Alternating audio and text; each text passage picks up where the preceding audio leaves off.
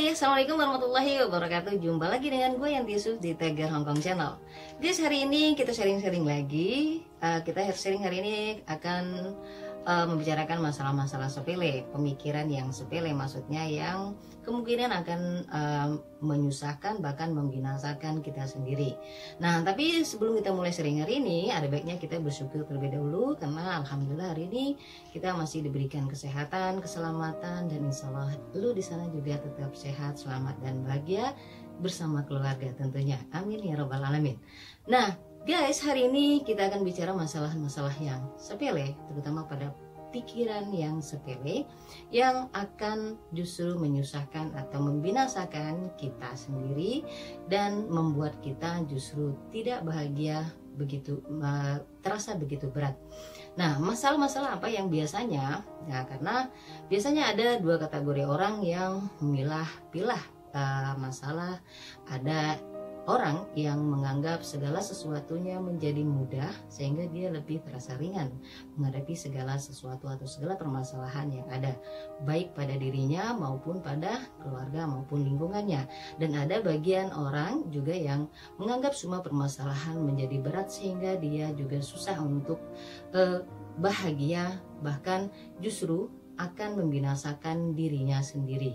Nah, tentu saja mudah-mudahan lo di sana terhindar dari hal-hal yang demikian, dan mudah-mudahan sharing hari ini akan sedikit membuat pemikiran kita tidak berat. Nah, guys, biasanya dalam kehidupan sehari-hari apa aja sih yang biasanya membuat hal-hal yang tergolong atau kategorinya termasuk di pemikiran yang sepele? Biasanya orang yang pikirannya sempit akan menjadikan semua menjadi berat. Nah, contoh kecil biasanya orang-orang seperti ini akan membuat segala sesuatu baik pada dirinya maupun yang ada dalam lingkungannya, dia lebih terasa tidak nyaman karena pemikiran dia sendiri. Misalkan dia mendramatisir segala persoalan yang ada dalam lingkungannya.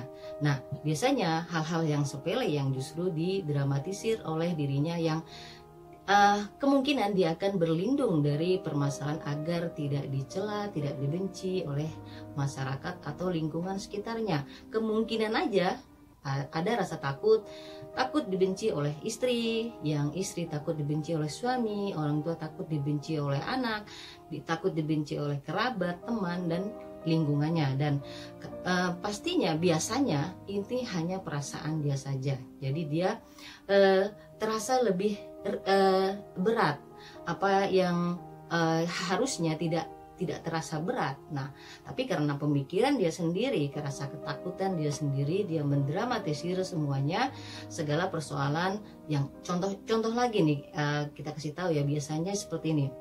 Dia merasa salah mendapatkan informasi, atau kemungkinan mendapat informasi salah mengartikan informasi tersebut, dan akhirnya dia sendiri akan terjerembab di dalam persoalan itu seolah-olah. Nah, ini yang kita tegaskan, seolah-olah itu yang seperti dia pikirkan. Nah, jadi kalau kita dalam Islam kita mengenal yang namanya tabayun, klarifikasi persoalan akan lebih baik untuk membuat kita tidak berat pemikirannya atau salah mengartikan atau salah menilai seseorang. Nah, contoh di dalam pergaulan misalnya, nah dia akan berkata kepada salah satu atau salah dua atau salah tiga temennya, dia berkata, "Hei, hati-hati loh dengan si Anu, hei, hati-hati loh dengan si A, hati-hati berkata dengan si B." Dengan mendramatisir seperti itu, seolah-olah dia ingin berlindung dari kenyataan yang ada. Dan biasanya orang seperti ini dia akan bukan hanya mendramatisir, justru dia akan terlihat seperti membela diri, berlindung dari semua kenyataan yang ada. Dia tidak berpikir secara ideal apa adanya.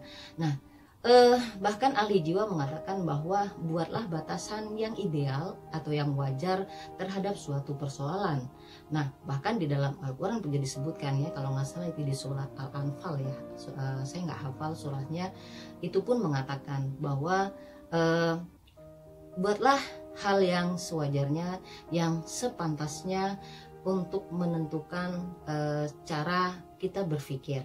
Nah, karena di dalam kehidupan kita tentu saja tidak hanya hidup sendiri, kita hidup berkeluarga, punya lingkungan, dan kita wajib untuk bahagia.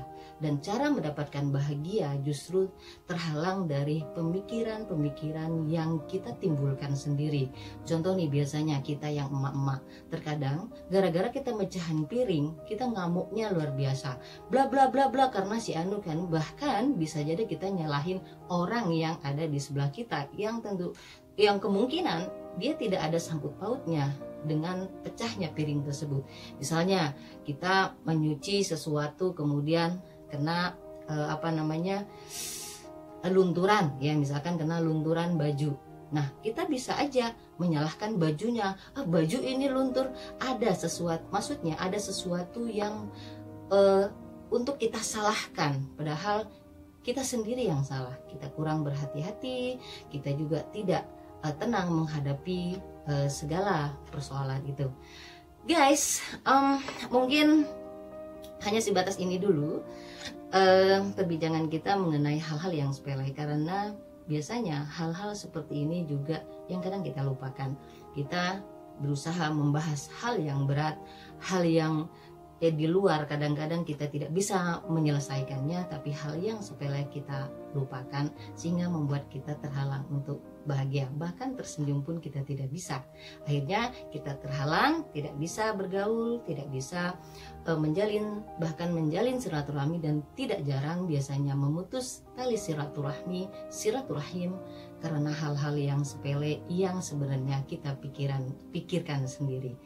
Mudah-mudahan kita termasuk orang yang bijaksana menghadapi segala persoalan, dan jangan lupa klarifikasi apapun persoalannya agar kita tidak salah berpikir terhadap orang lain. Kamu pasti orang yang bijaksana.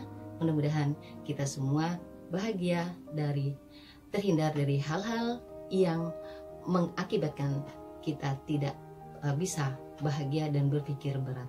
Mudah-mudahan kita tidak termasuk orang yang binasa karena hal-hal yang sepele. Demikian sharing hari ini. Wassalamualaikum warahmatullahi wabarakatuh.